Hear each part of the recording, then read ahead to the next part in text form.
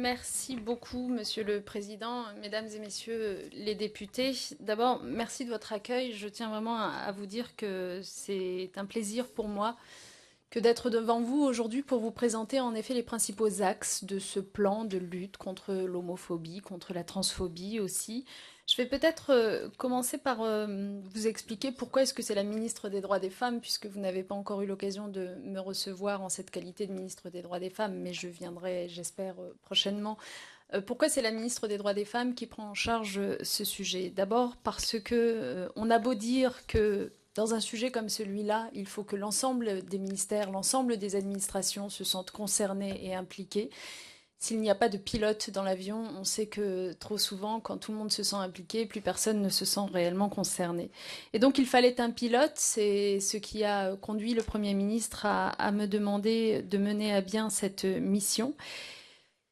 Partant du principe aussi qu'il y avait en réalité une forme de proximité entre le combat à mener pour promouvoir l'égalité entre les hommes et les femmes, pour lutter contre toutes les discriminations ou les violences qui sont faites aux femmes à raison de leurs conditions de femmes, et puis ce combat-là qui consiste en réalité à lutter contre toutes les discriminations et violences faites à des individus en raison de leur orientation sexuelle ou de leur identité de genre.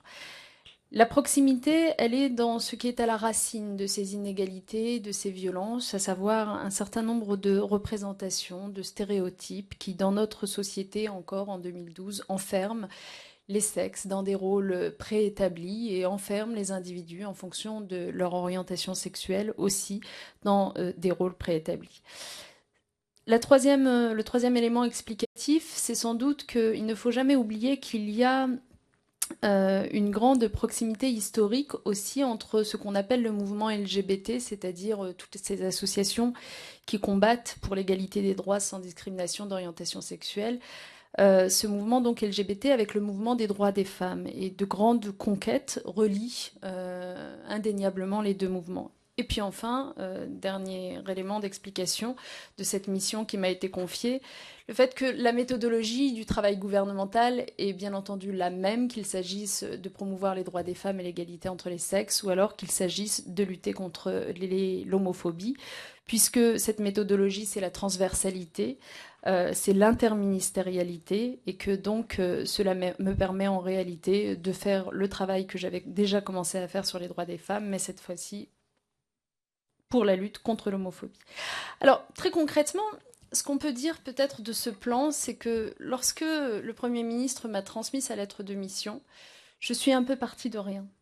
Autant sur les droits des femmes, parfois il m'arrive de déplorer de ne partir de pas grand-chose compte tenu de l'absence pendant 26 ans d'un ministère de plein exercice en charge des droits des femmes, autant sur la question des discriminations liées à l'orientation sexuelle ou l'identité de genre, je peux le dire clairement, je suis partie de rien, puisque jamais jusqu'alors on avait incité l'ensemble des administrations, l'ensemble des ministères à mener un travail aussi global que celui-là. Et donc, en réalité, j'ai commencé par m'interroger sur la raison de ce vide existant. Sans doute que le blocage ces dernières années sur la question du mariage ou de l'homoparentalité a inhibé un certain nombre de nos prédécesseurs sur ce sujet. Parce que, en fouillant bien, en allant frapper à la porte de chaque administration, je me suis rendu compte qu'il y avait quand même beaucoup de dossiers qui n'attendaient qu'une consigne politique pour être engagés dans cet objectif de lutte contre l'homophobie. Et donc, il nous a suffi en quelque sorte de lever le tabou pour que l'administration se mette en action. Alors, pourquoi cette mission interministérielle maintenant? Je vous ai expliqué pourquoi on en avait besoin, mais pourquoi maintenant? Je pense que le parallélisme des temps avec le débat sur l'ouverture du mariage pour tous et l'homoparentalité est évidemment à faire. Pour deux raisons. D'abord, parce que, on le sait bien, l'ouverture du droit au mariage et du droit à l'adoption ne résoudra pas l'intégralité des problématiques auxquelles sont confrontés aujourd'hui les individus en raison de leur orientation sexuelle en particulier.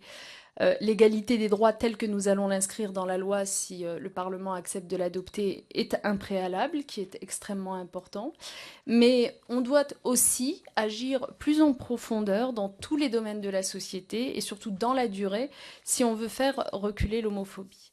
Et puis le deuxième parallélisme des formes, c'est que au fond, on le voit bien, le débat sur le mariage et l'adoption a ici ou là réveillé un certain nombre de réflexes homophobes ou qu'on ne peut pas qualifier autrement.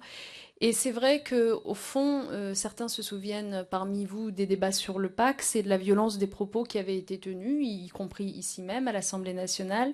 Eh bien, nous ne voulions pas que cette histoire se répète. Et donc, ce plan d'action qui sort en même temps, j'allais dire que le débat sur l'ouverture du mariage a aussi vocation à dire quelle est notre volonté politique de sérénité dans ce débat et surtout notre seuil d'intolérance absolue à l'égard des dérapages que l'on peut qualifier d'homophobes. Alors maintenant, ce plan d'action en lui-même. Ce plan d'action, il fait une large place à la jeunesse.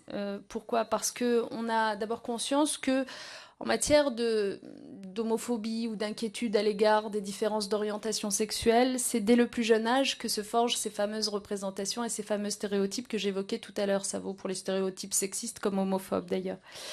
Ensuite, parce que c'est justement dans la jeunesse que se posent en particulier les questions sur la sexualité, les quêtes qui peuvent conduire parfois à l'autodestruction. On connaît la prévalence du suicide chez les jeunes homosexuels en comparaison avec celle des jeunes hétérosexuels. Et on sait que c'est un vrai sujet que nous avons à affronter aujourd'hui. Enfin, parce que la jeunesse, par définition, c'est les hommes et les femmes de demain, et que si nous voulons construire un projet de société plus juste, qui respecte davantage qu'aujourd'hui la promesse républicaine d'égalité, eh bien ça se prépare dès maintenant. Alors les vecteurs pour faire évoluer justement les mentalités dans le bon sens, celui de l'ouverture, celui de l'acceptation, celui de l'égalité, eh bien ce sont tous ces leviers de représentation de la société. Concrètement, vous l'avez dit, Monsieur le Président, l'éducation, la culture, la recherche, le sport, tout cela compte parmi nos priorités. Nous voulons, dans chacun de ces secteurs, voir reculer les préjugés, les clichés, les idées reçues. Je rappelle à ce stade de mon propos que, au fond, c'est ainsi que nous avons petit à petit progressé sur la question de l'égalité des droits. Rappelez-vous la dépénalisation de l'homosexualité en 1981, le Pacs en 1999, combat dans lequel votre président a joué un rôle remarquable d'ailleurs. Tout cela a petit à petit permis évidemment de faire évoluer la société. Peut-être alors n'avons-nous pas suffisamment joué sur les mentalités elles-mêmes. Peut-être avons-nous fait évoluer la loi sans pour autant faire évoluer suffisamment ces mentalités. C'est pour cela que c'est un axe extrêmement important de notre plan de lutte aujourd'hui. Ce plan de lutte contre l'homophobie, nous ne l'avons pas construit seul. J'ai parlé des administrations tout à l'heure. Il faut que je parle aussi de la centaine d'associations, d'institutions, d'organisations, de partenaires sociaux qui ont accepté notre invitation, qui ont participé à la consultation. On a reçu plus d'1 millier de pages de contributions. Alors ce plan, qu'est-ce qu'il dit exactement? D'abord, il va nous permettre à nous, pouvoir public, de mieux lutter contre les violences faites aux personnes à raison de leur orientation sexuelle ou identité de genre. C'est d'abord mieux les connaître, ces violences, mieux les analyser, mieux les mesurer. Et donc le gouvernement publiera désormais chaque année les chiffres de l'homophobie. J'entends homophobie au sens large, mettez-y évidemment aussi la transphobie et toutes les formes de discrimination ou de violence. Le gouvernement donc publiera chaque année les chiffres de l'homophobie. Ça sera rendu possible grâce à la réforme du système statistique des ministères de l'Intérieur et de la Justice qui est engagée. Nous commanderons également une enquête de victimation à l'INED pour compléter nos données sur le sujet dans le cadre de l'enquête Virage que vous connaissez, ce qui nous permettra d'avoir une bien meilleure connaissance de la réalité de ces violences. L'accueil des victimes sera amélioré, accueil téléphonique par un soutien qui sera apporté notamment à la ligne d'écoute de SOS Homophobie qui a fait ses preuves ces dernières années, qui n'était jusqu'alors pas soutenue par les pouvoirs publics. Accueil aussi par les professionnels qui sont amenés à croiser le chemin des victimes, les policiers, bien sûr, les gendarmes, les infirmiers, les médecins, les magistrats. Ces professionnels seront mieux formés dès l'année prochaine à la question des luttes contre les violences à la fois faites aux femmes, comme vous le savez, mais aussi des violences liées à l'orientation sexuelle et l'identité de genre. Je vous renvoie peut-être sur le détail de ces formations au document. Sachez simplement qu'en plus de ces formations, des efforts seront réalisés pour que les victimes soient mieux accompagnées lorsqu'elles viennent déposer plainte. On sait que c'est un sujet, l'homophobie, dont il est difficile de parler. Des trames d'audition seront donc réalisées pour être mises à disposition notamment des policiers et des gendarmes dans les commissariats, les gendarmeries. Des trames d'audition qui serviront à guider finalement le témoignage de la personne victime pour l'aider à déposer plainte. Enfin, j'ai pris la décision de saisir la MIVILUD, qui est la mission de vigilance et de lutte contre les dérives sectaires, pour lui demander, et elle l'a accepté, de bien vouloir surveiller ce qu'on appelle les thérapies de conversion. Vous en avez sans doute parlé, peut-être en existe-t-il sur vos territoires, qui sont des thérapies, entre guillemets, organisées dans des centres qui profitent de la vulnérabilité de celles et ceux qui vivent mal leur homosexualité en prétendant les guérir de cette homosexualité. La MIVILUD, donc, m'a confirmé apporter la plus grande vigilance à ces dérives qu'on peut sans doute qualifier de sectaires. Tous ces efforts pour lutter contre les violences homophobes ou transphobes, je le disais, n'auraient pas grand sens si en même temps on ne luttait pas contre les stéréotypes. Donc ça veut dire que dès l'école, un certain nombre d'actions seront menées, à la fois pour que les enseignants soient mieux formés à répondre aux questions des enfants sur la question de l'orientation sexuelle, de l'éducation à la sexualité. Vincent Payon et moi-même l'avons dit publiquement, nous ferons en sorte que la loi et la circulaire de 2001 et de 2003 sur l'éducation à la sexualité soient enfin appliquées dans les établissements scolaires, ce qui n'était pas le cas jusqu'à présent. Les questions d'homosexualité ne seront pas éludées dans cette éducation à la sexualité. Par ailleurs, nous voulons ouvrir davantage qu'aujourd'hui les portes des établissements scolaires aux associations qui interviennent en milieu scolaire. Ce sont sans doute les mieux placés pour prévenir les réflexes homophobes. Et donc, nous ferons en sorte que les agréments soient un peu moins difficiles à obtenir qu'ils le sont aujourd'hui pour un certain nombre de ces associations. Nous voulons prévenir le suicide chez les jeunes que j'évoquais tout à l'heure.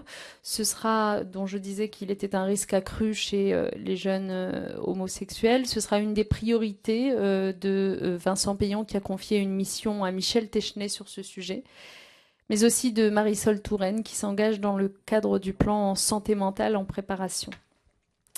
Le sport, les centres d'accueil collectif d'enfants, de manière plus générale, seront des lieux où la lutte contre l'homophobie sera renforcée grâce au renforcement de la charte contre l'homophobie, mais aussi grâce à l'intégration de ces questions dans les programmes du BAFA. Valérie Fournéron, ma collègue en charge du sport, a proposé des réponses en ce sens que vous trouverez également dans le plan. Sur la culture, avec Aurélie Filippetti, nous inviterons le CSA à adopter une recommandation qu'il adressera aux chaînes de télévision et de radio pour les inciter à mieux lutter contre les préjugés et l'homophobie. Enfin, sachez que l'histoire de ce qu'on appelle le mouvement LGBT sera valorisée davantage qu'elle ne l'a été jusqu'à présent, notamment par des projets de documentaires sur le sujet et par la mise en valeur des archives nombreuses qui existent et qu'il ne faudrait pas perdre. Voilà pour ce qui est des stéréotypes. Ensuite, il faut évidemment avancer davantage sur la véritable lutte contre les discriminations. C'est que ces discriminations à l'égard des personnes en fonction de leur orientation sexuelle, identité de genre, sont présentes partout, y compris dans l'emploi, j'allais dire surtout dans l'emploi, privé comme public d'ailleurs, mais aussi dans l'accès aux soins. Eh bien, sachez qu'avec Michel Sapin, ministre du Travail, nous ferons entrer cette question dans les outils utilisés par les inspecteurs du travail. Les partenaires sociaux que nous avons reçus pour préparer le plan que je suis en train de vous présenter ont reconnu d'eux-mêmes sans doute que le travail jusqu'à présent sur cette question des discriminations homophobes n'avait pas beaucoup avancé, que c'était un travail qui était souvent qui reposait souvent sur des associations qui se créaient au sein des entreprises, mais que tout cela n'était pas satisfaisant, qu'il fallait que les partenaires sociaux eux-mêmes s'en saisissent et que pour ce qui nous concerne, l'État, l'inspection du travail l'est totalement évidemment à l'esprit. La grande conférence sociale annuelle, comme celle qui a eu lieu en juillet dernier, qui aura lieu donc tous les ans, comme vous le savez, permettra d'aborder aussi cette question-là de la lutte contre les discriminations homophobes.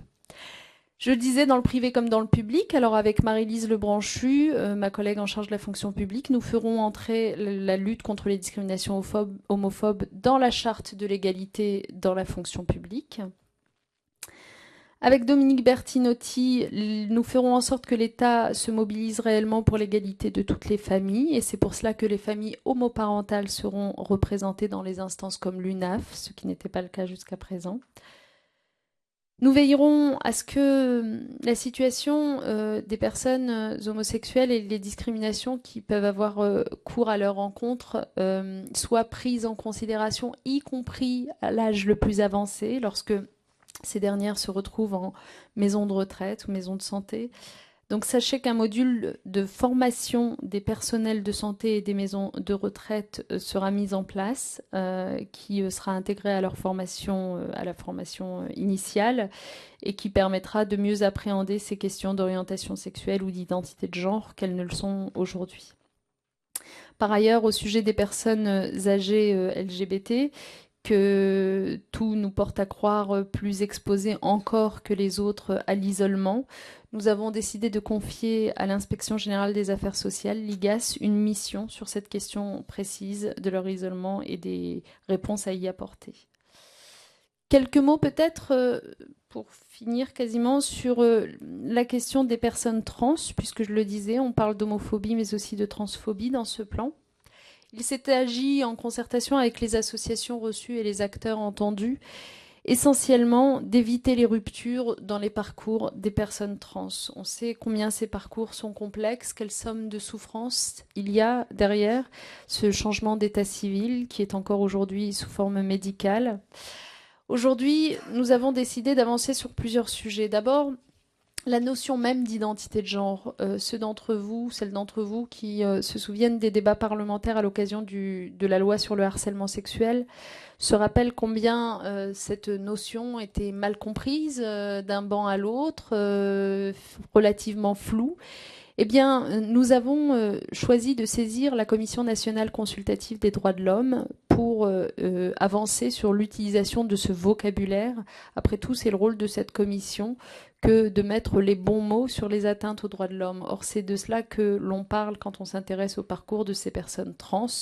Donc, l'identité de genre est-elle intégrable dans notre droit français? C'est la question à laquelle la CNCDH devra répondre.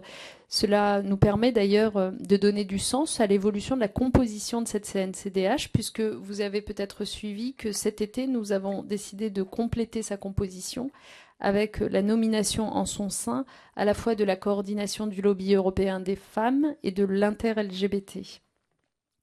La CNCDH toujours sera également saisie pour rendre un avis sur la loi qu'il convient d'adopter pour modifier les conditions du changement d'état civil dans ce parcours des personnes trans. Vos propositions sur le sujet, je le sais, ont été nombreuses et riches. Vous savez qu'un premier travail a été réalisé à partir du texte de Michel Delaunay, pour celles et ceux d'entre vous qui étaient déjà députés sous l'ancien mandat. Beaucoup d'associations de personnes trans aujourd'hui plaident pour que l'on aille voir de plus près l'exemple de l'Argentine et la façon dont le changement d'état civil est particulièrement simplifié dans ce pays.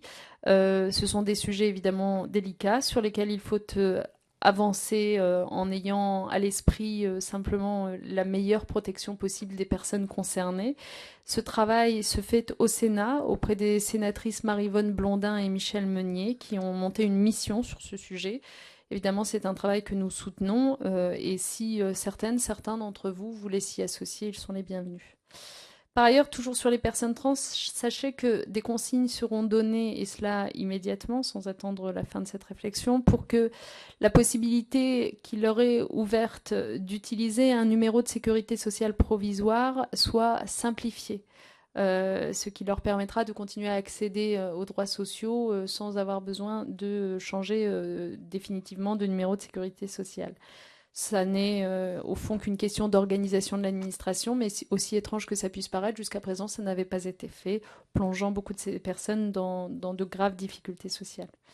Enfin, sur le parcours de soins de ces personnes trans, un travail avait été engagé avant que nous arrivions aux responsabilités qui s'est interrompu.